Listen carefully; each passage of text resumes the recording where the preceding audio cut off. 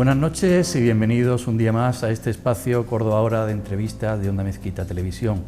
Nos acompaña hoy en el plató Vicente Rodríguez Esteves, doctor en veterinaria, profesor de producción animal en la Universidad de Córdoba y director de la Cátedra de Ganadería Ecológica Ecovalia. Vicente, buenas noches y bienvenido. Buenas noches, Álvaro. Leo en su currículum que también es vicepresidente de FEDESA, Federación Española de la Dehesa, por Andalucía, y también es y ha sido coordinador de diversos proyectos de investigación, entre los que cabe destacar el proyecto Live Adapt para adaptación de la ganadería extensiva al cambio climático en el sur de Europa. Bueno, antes que nada, ¿qué es la ganadería ecológica? Bueno, en mi caso, antes que nada, agradecer que se me haya invitado, ¿no? Y bueno, la ganadería ecológica en principio no debería de resultarnos algo extraño, pues podríamos decir que es la ganadería que se ha venido practicando siempre hasta que se empezó a incluir pues, sustancias de origen químico en la alimentación de los animales o en los ambientes, ¿no? Entonces nosotros podemos definir la ganadería ecológica por 5 principios, que es algo que creo yo que queda muy claro. Uno es el principio de bienestar animal, el principio de respeto al medio ambiente, en tercer lugar la prohibición de sustancias químicas de síntesis, tanto en la alimentación como en el tratamiento de los animales, es decir, en su sanidad, y la prohibición del empleo de organismos genéticamente modificados. En este caso, reuniendo todas esas condiciones, si los animales están en un ecosistema agrario, un ecosistema agropecuario, es decir, una vinculación al suelo que da el pastoreo, pues estamos hablando de ganadería ecológica. Todo eso, lógicamente, con la correspondiente inspección y certificación. ¿Ganadería ecológica, ganadería extensiva? La ganadería extensiva, si prescinde del empleo de sustancias químicas de síntesis en el tratamiento de los animales y en su alimentación, es decir, por ejemplo, complementos vitamínicos minerales que se pueden incluir en los piensos, y que las materias primas que lleven sus piensos de alimentación complementaria procedan de la agricultura ecológica, pues sí estaríamos hablando de ganadería ecológica.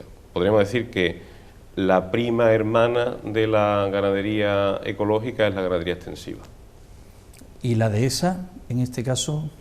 Pues la dehesa, como hablamos de un ecosistema agrario, es un sitio ideal para practicar la ganadería ecológica, dado que ahí hay una integración de los animales en el medio e incluso la práctica ganadera es la que mantiene la dehesa y conserva la dehesa. La dehesa hay que entender que su origen, su nombre viene de la palabra defesa, del latín tardío, del castellano más primitivo, que quiere decir defensa, y es un terreno defendido, acotado para el pastoreo y defendido del hacha, porque se necesitan los árboles para producir comida para los animales, y los pastos que se defienden del arado. Entonces, hablar de dehesa y hablar de ganadería ecológica prácticamente son dos situaciones ideales de producción animal. Y un tercer elemento, Vicente, asociamos, creo que correctamente, dehesa con cría de cerdo ibérico. Bueno, el cerdo ibérico es una de las pocas razas tradicionales que ha quedado vinculado a un ecosistema, y en el caso de España es la única que ha mantenido grandes censos, y esto ha sido así porque había un binomio entre el árbol, productor de bellotas, y el cerdo, que es el que mejor transforma esas bellotas en unos alimentos de la máxima calidad. Eso solamente se puede hacer en la dehesa, porque son árboles productores de frutos, árboles frutales, aunque nosotros los veamos que nos parezca algo silvestre, algo natural, pero es algo que está ahí puesto por el hombre, mantenido por el hombre para esos animales, ¿no? Y entonces el cerdo ibérico es algo único en el mundo, ¿no? Y si le añadimos cerdo ibérico de bellota... Bueno, es que cuando yo hablo de dehesa y de cerdo ibérico, estoy entendiendo que estamos hablando de cerdo ibérico de bellota. Pero hay que tener en cuenta que esa es una producción de una parte del año. El resto del año hay que mantener la dehesa, y normalmente la especie ideal es la oveja.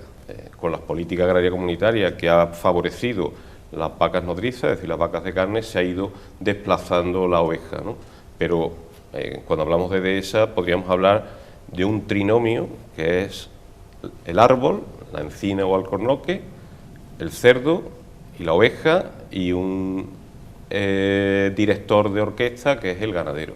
Sin ganaderos, sin ganadería no hay dehesa.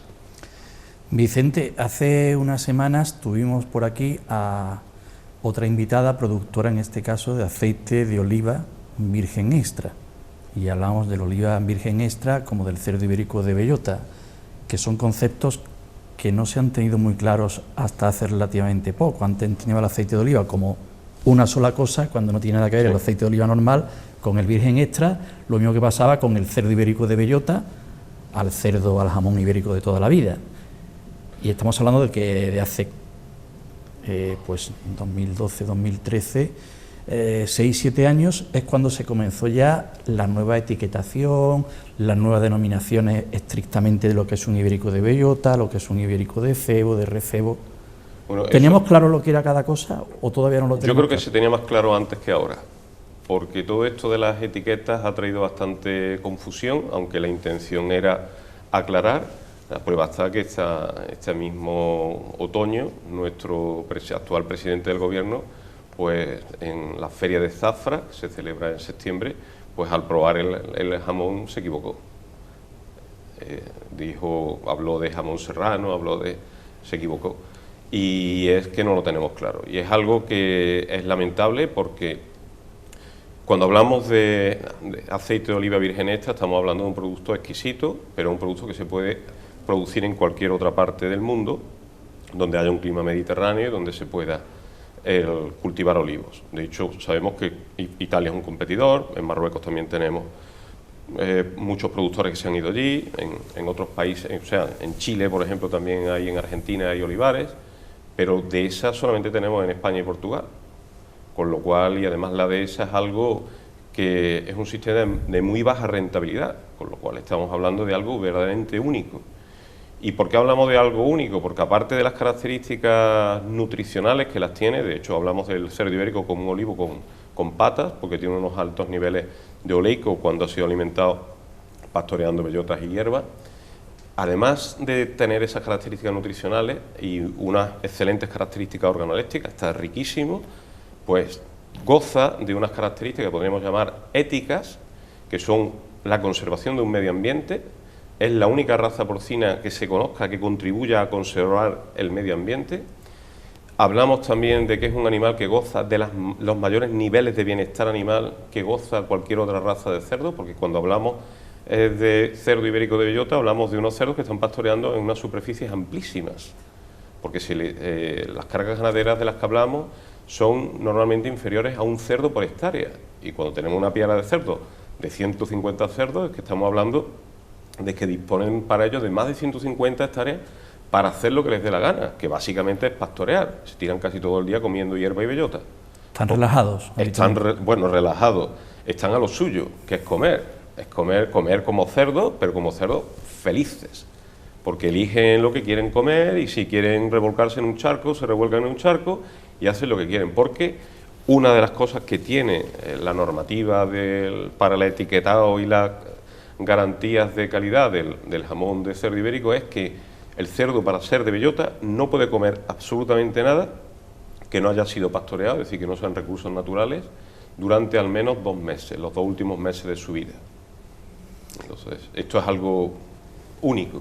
Y estamos en una provincia, Vicente, como la de Córdoba, donde la dehesa es bastante importante. Estamos en una de las mejores provincias productoras de cerdo ibérico de España, que es lo mismo que decir del mundo.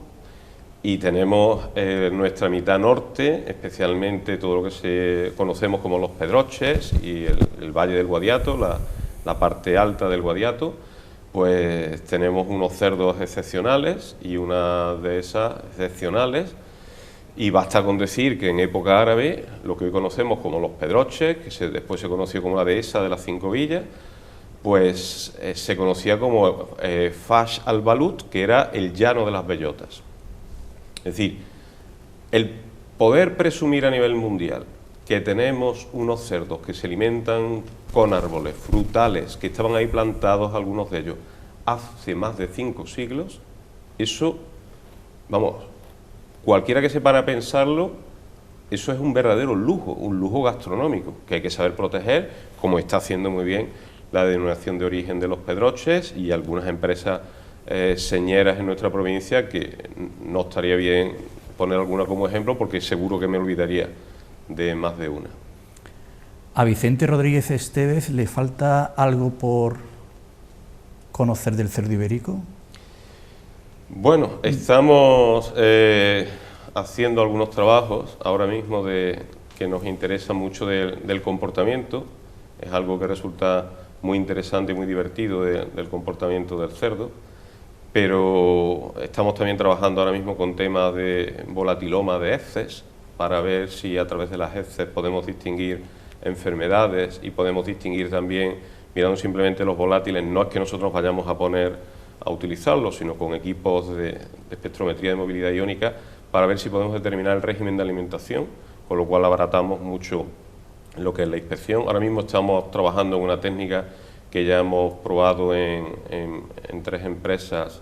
Está colaborando Dehesas Reunidas de Belmez, está colaborando COBA, y la primera empresa en la que pusimos en marcha este método es Dehesa de Campo Alto, y es simplemente pinchar una aguja en el jamón, una aguja de acero inoxidable, eso se mete en un botecito de cristal y se lleva un equipo, y simplemente con lo que ha quedado impregnado en la aguja, ese equipo nos dice, metiendo estadísticas, si ese cerdo es ibérico puro o es cruzado, y si es de bellota o ha tenido otro tipo de alimentación. Eso simplemente es los aromas.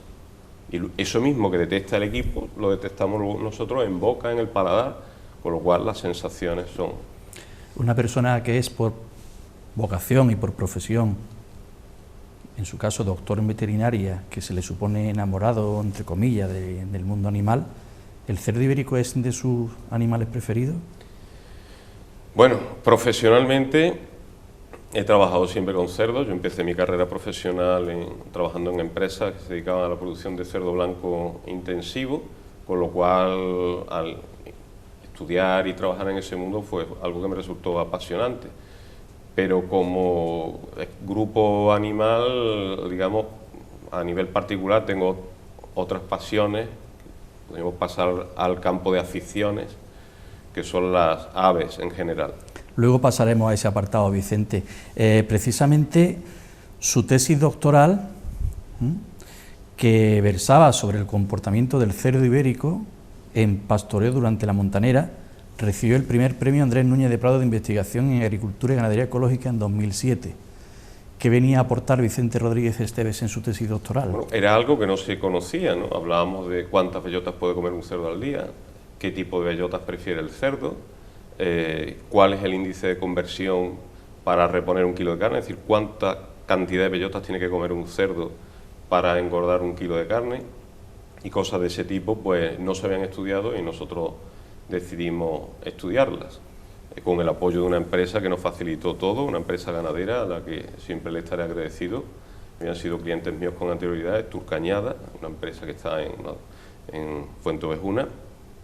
Y, por ejemplo, cosas que estudiamos nosotros, un cerdo para engordar 1 kilo de carne se tiene que comer, por término medio, toda la producción de bellota de un árbol, de una encina. Es decir, que si el cerdo tiene que engordar 4 arrobas de mínimo, que estamos hablando en kilos, son 46 kilos, el cerdo tiene que comerse la producción completa de 46 encinas.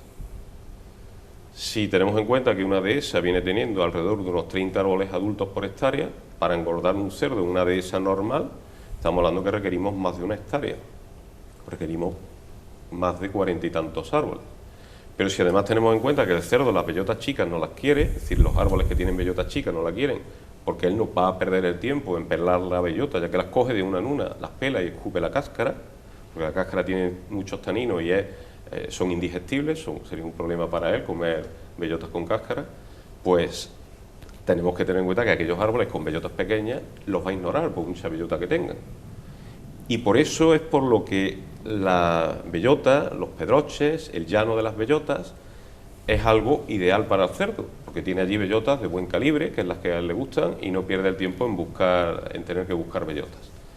¿Y por qué hay esa bellota de ese calibre? Porque la bellota hasta cenada ha sido parte de nuestra alimentación.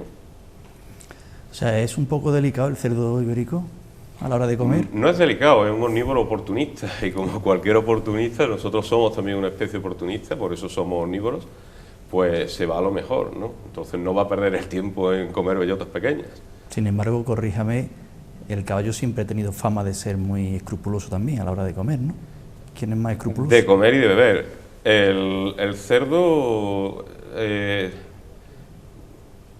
menos escrupuloso, es menos escrupuloso.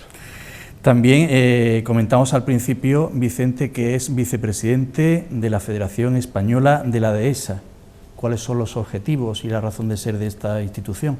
Pues FEDESA nace porque la dehesa como tal sistema productivo no estaba bien tratada. No estaba bien tratada a la hora de las negociaciones de la política agraria comunitaria, no existe una ley de la dehesa, porque la dehesa está incluida en la ley de montes, simplemente como una mención de que los terrenos, las dehesas y terrenos adehesados será de aplicación la ley de montes, con lo cual sale muy perjudicada porque no hay una ley, o sea, no hay una política agraria forestal o una política forestal común. Entonces la dehesa pues no está considerada como lo que debería de ser, un árbol frutal que requiere unos cuidados y un mantenimiento en la política agraria. Las organizaciones agrarias, lógicamente, pues tienen más interés en decir algo, el girasol, el olivo, la viña, que no en la dehesa, pero para más colmo, nuestra propia administración, en un documento que escribe periódicamente, que viene a tener unas 140 y tantas páginas, que es sobre las superficies y tipos de cultivos de España, en esas 140 y tantas páginas, la dehesa también tiene unas menciones a pie de página diciendo que las dehesas están incluidas en terreno forestal, en terreno de pastos, en terreno de no sé qué, pero cuando uno ve cuánta superficie de dehesa hay en España, ahí no aparece por ninguna parte. Sin embargo, nos dan detalles de, por ejemplo, qué superficie de escarola hay en España, o de nabo forrajero, o de col lombarda, que estamos hablando 20 y tantas hectáreas a nivel nacional. Y la dehesa, que hablamos de 3,5 millones de hectáreas, no tienen un apartado. Entonces, ¿por qué? Pues probablemente será porque no interesa que salga a la luz para tener que repartir los pagos del Pilar 1.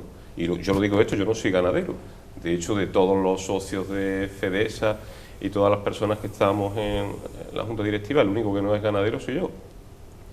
Pero lo considero que es algo que es por las generaciones futuras defender la dehesa. Entonces, si desde la universidad podemos aportar un granito de arena, pues ahí tenemos que estar, ¿no? ¿Se le hace caso desde las administraciones a algunos consejos, algunas ideas de la universidad? Sí. Hemos tenido reuniones con las distintas autoridades responsables de todas las comunidades autónomas con dehesa, las hemos tenido a nivel de ministerio, desde FEDESA se ha redactado el borrador para la ley de la dehesa, que forma parte de uno de los proyectos en los que estamos implicados, que es el proyecto ProDehesa montado, que es un proyecto Interreg entre España y Portugal, y sí, se nos está escuchando. Hay buena voluntad, lo que se tiene es que materializar en las correspondientes ayudas, digamos, para mantener un sistema que beneficie a todos. Si estamos hablando de un sistema, como le pasa a la ganadería extensiva, que simplemente por estar ahí beneficia a toda la sociedad. Vicente, un asunto que preocupa mucho en el ambiente, bueno, nos preocupa a todos en el conjunto de la sociedad, ¿no? Pero especialmente con incidencia en el campo, en la ganadería, como es el cambio climático. ¿Cómo afecta? ¿Si afecta a la dehesa o en qué grado está afectando? Le está afectando a la dehesa, le está afectando a toda la ganadería extensiva, igual que le afecta a todos aquellos sistemas que dependen de, bueno, pues de las precipitaciones, las condiciones ambientales de la propia naturaleza, ¿no? Está aumentando la aridez, con lo cual, al aumentar las temperaturas y reducirse las precipitaciones, hay menos comida en el campo. Eso da lugar a que mueran árboles. Por ejemplo, en el caso de la dehesa, el año pasado murieron bastantes árboles porque tuvimos una primavera muy seca y un verano muy caluroso. Y sí, está afectando a... Y la ganadería extensiva no solo es víctima del cambio climático, sino que bien utilizada es una herramienta de mitigación del cambio climático, igual que la dehesa. La dehesa, estamos hablando de unos árboles que están reteniendo y fijando carbono, sobre todo cuando están creciendo, fijan más carbono que cuando ya son adultos, que lo que hacen es almacenarlo. En los pastos se almacena mucho carbono, en la hierba, en las raíces, en la materia orgánica que se fija en el suelo. Entonces, para eso hay que tener unas dehesas en equilibrio, y la única forma es teniendo una buena ganadería extensiva equilibrada. Vicente, en cuanto al cambio climático, hay quienes se echan las manos a la cabeza de que esto está prácticamente acabado y hay quien es un poco más reacio a creer en las consecuencias muy graves o no tan graves del cambio, ¿no? Tenemos los dos extremos. El cambio climático es una realidad, pero el cambio climático ha existido a lo largo de toda la historia, ¿no? Toda la historia geológica de nuestro planeta. Y la historia es reciente, ¿no? Pero nunca ha habido mayor aceleración del cambio climático por causas humanas, por la acción del hombre. Entonces, eso es lo que preocupa, ¿no? Que una cosa es una tendencia que pudiera haber natural y otra cosa es que este cambio climático se vea acentuado por las emisiones de gases de efecto invernadero procedentes de las actividades humanas. Básicamente estamos hablando aquí de dos actividades. Una es el enorme consumo energético, con la liberación de carbono, de combustibles fósiles, y luego otra es los cambios de uso del suelo. Vicente, aparte de su tarea docente, a la par que investigadora, entiendo, de todas las responsabilidades que tiene, debe ser una persona bastante ocupada, ¿no? ¿Le queda algo para el tiempo libre? Sí, queda, si se busca se saca tiempo libre. Aparte de que yo puedo hacer estas cosas gracias a que formo parte de un equipo, ¿no? Un equipo de personas con las que trabajo, con las que aprendo todos los días y con las que me divierto, porque evidentemente todo este tipo de cosas, si no fueran porque a uno le producen satisfacciones personales a la hora de cubrir, digamos, lagunas del conocimiento por las que uno siente inquietud, no se metería, porque no son actividades remuneradas, ¿no? Me consta que usted como profesor no es un profesor al uso, le gusta, además, tiene especial sintonía con sus alumnos, también hace de alguna manera de maestro de los antiguos, le intenta dejar alguna enseñanza más aparte de lo estrictamente científico, ¿no? Incluso en temas un poco más polémicos también no se esconde en algunas de sus ideas a la hora de defender determinados asuntos, ¿no? Vamos, dentro de lo que uno puede transmitir, entiendo que el profesor debe ser algo más que un mero docente, ¿no? Y no estamos hablando de aleccionar a nadie, ¿no? Pero hay una serie de valores que se pueden transmitir a través del trabajo, ¿no? Y evidentemente cuando hablamos de producción animal, como es mi caso, hay valores que están muy en sintonía con lo que es las demandas de la sociedad, como pueden ser bienestar animal, respeto al medio ambiente, un consumo responsable, sostenibilidad, etcétera. Entonces todo ese tipo de cosas, pues lógicamente hay cabida a la hora de exponer ventajas, pros y contras de cada sistema, ¿no? Y evitar la demonización de unas actividades productivas que son básicas para nuestra alimentación, ¿no? Otra cuestión es que no todo es lo mismo, ¿no?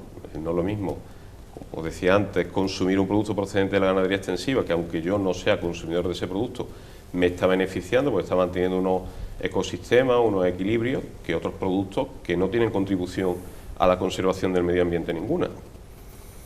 ¿Y les hace pensar a sus alumnos en determinadas cuestiones para que se planteen cosas, incluso a nivel filosófico? Bueno, a mí me gusta llevar a mis libros, a mis clases libros, aunque no tengan que ver directamente con lo que estamos hablando, pero libros de antropología. Por ejemplo, empiezo todos los años recomendando un libro de Marvin Harris, en el que explica por qué comemos cerdo, unos, otros no lo comen, porque las vacas son sagradas, y otro tipo de libros relacionados siempre eso, con cuestiones de ecología, de sostenibilidad. ¿Está mal visto comer carne, Vicente? Pues parece ser que vamos a tener que empezar a pedir perdón en algunos ambientes, y cosa que resulta bastante lamentable, pues yo voy a reuniones donde cuando luego tenemos típico picoteo para poder seguir trabajando, nos dicen con satisfacción todo lo que vamos a comer es vegetariano para que podéis comer con libertad. Qué triste. Y, bueno, con libertad es que no te permitan comerte una loncha de un buen jamón de cerdo ibérico de bellota para agasajarte. Eso es naturaleza pura, ¿no? Digamos, podríamos decir que es una desviación de nuestra dieta. ¿Desviación de nuestra dieta o que somos un poquito, no sé cómo decirlo, nos dejamos llevar por modas? Es una moda, también hay personas que ahí ven una forma de enfocar unos valores que no encuentran otra forma de cubrirlo. Ellos piensan pues que no comiendo carne están ayudando a los animales y que no comiendo carne ayudan al planeta, cuando a lo mejor ayudarían al planeta pues no haciendo uso, ayudarían más al planeta no haciendo uso a lo mejor de la calefacción, del aire acondicionado o del coche. Y para ello, lo digo porque usted estará más en el debate científico que yo, ¿qué razones aluden? O sea, para ellos entonces, ¿qué razón de ser tienen los animales? Bueno, las personas que están en esa postura tienen un modo de integrismo, ellos son personas bien intencionadas, pero están manipuladas y tienen un integrismo con ellos no se puede negociar, no hay forma de negociar. ¿Habrá intereses ocultos en esa Evidentemente, posición? no por parte de ellos, pero por parte de los que los manipulan, sí. Hay que tener en cuenta que ahora mismo hay una serie de empresas productoras de proteína de origen vegetal, que a mí no me gusta ni siquiera llamarlas carne, ni hamburguesas, ni nada de eso, porque no lo son. Y están haciendo, o sea, están teniendo un verdadero negocio, porque para esas personas, pues claro, el que ha comido carne y ahora deja de serlo por escrúpulos personales y demás, y se pasa ese producto, porque ese producto es más caro, y es un negocio, ¿no? Entonces, claro, hay voluntad de quitarle esa parte del mercado al mundo de la carne, ¿no? Ahora, esos que están buscando precisamente que no se contamine, y por eso dejan de comer carne, pues al mismo tiempo no son conscientes de que estamos abandonando unos ecosistemas que son pacícolas, que son una herramienta de mitigación del cambio climático, cosa en la que estamos trabajando precisamente en ese proyecto Live Adapt, que es la adaptación de la ganadería extensiva al cambio climático, y para poner en valor el papel que tiene la ganadería extensiva en la mitigación del cambio climático y explicar que todas las carnes no son las mismas y que consumiendo ciertas carnes apoyamos ciertos sistemas y además estamos apoyando la retención de carbono, la prevención contra los incendios, la creación de biodiversidad, todo eso. Sin embargo, estas personas, ya digo, que tienen ese integrismo a la hora del consumo de carne, eso ni se lo plantean. Es carne y son animales y hasta aquí hemos llegado. Esto no se puede comer. Entonces no hay posibilidad de negociar con ellos. Por más bienestar animal que se le dé a los animales, ellos siempre van a darle otra vuelta y van a decir, bueno, pero ahora además que no se les pueda sacrificar y que tal, y que... Entonces, bueno, el Señor no va a tener ovejas si no puede sacrificar los corderos. Interesante asunto para otra entrevista quizá, Vicente. Daría para largo. Sí, se nos está acabando el tiempo. Yo quería preguntarle, entre otras cosas, es también fundador de la Sociedad Cordobesa de Historia Natural. Sí, eso forma parte de mi afición en mi tiempo libre. Llevamos ya para 3 años funcionando. Somos un grupo de personas aficionadas a la naturaleza, estudiosos de la naturaleza, somos naturalistas, pues Sociedad Cordobesa de Historia Natural. Antiguamente las ciencias naturales se llamaban Historia Natural y nos ha gustado llamarla así, y bueno, hay en el grupo pues botánicos, entomólogos, ornitólogos, mirmecólogos. Mirmecología, por ejemplo, la ciencia que estudia las hormigas. Somos lo que hoy se llamaría un grupo de frikis que nos lo pasamos bien estudiando la naturaleza, ¿no? Muy bien.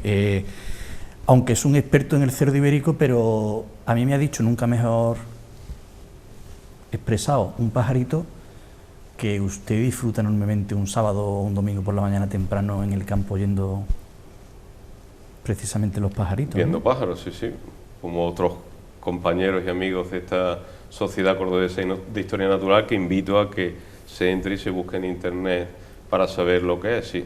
¿Le relaja a usted el trino de los pájaros? en el campo? Cuando uno está en el campo se da cuenta la maravilla que es la creación y todo lo que hay ahí como para preocuparse por minucias que haya podido uno tener a lo largo de la semana, ¿no? A mí yo me cargo las pilas, como se dice normalmente, y disfruto con cualquier actividad al aire libre y sobre todo si es de observación y estudio de la naturaleza. ¿Se puede ser una persona de ciencia como usted y a la vez es compatible con pensar que todo lo creado está hecho por la mano de Dios? Llega un momento que la ciencia no puede explicar por qué estamos aquí, ni cómo está aquí todo lo que se ha creado, ¿no? Entonces, digamos que a mí me resulta a veces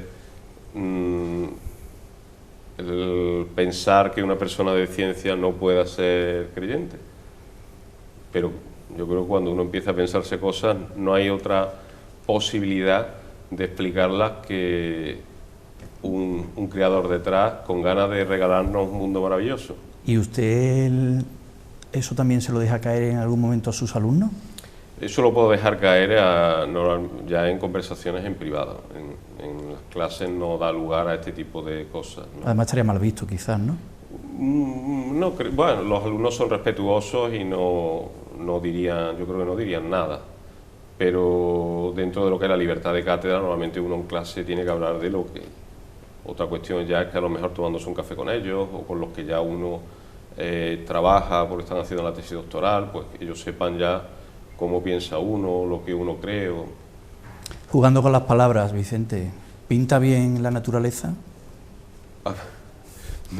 También me gusta pintar, me gusta también pintar. Y casi todos los temas que pinto suelen estar relacionados con la naturaleza, sí. O sea, no se aburre nunca. Procuro no aburrirme. Pues Vicente, ha sido un placer contar con su presencia. El placer ha sido mío, muchas gracias. En esta entrevista. Creo que son temas a veces un poco al margen, digamos, de la actualidad, pero no por ello dejan de ser menos interesantes. Muchas gracias y buenas noches. Muchas gracias, buenas noches.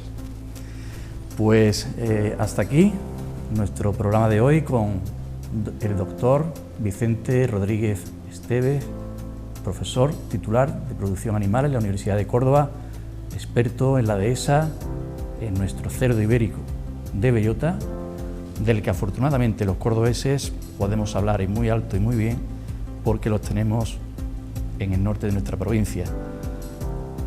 Consuman cerdo ibérico de bellota porque sabemos de sus bondades para la salud y aparte de el extraordinario manjar del que podemos disfrutar. No lo olviden, sean felices.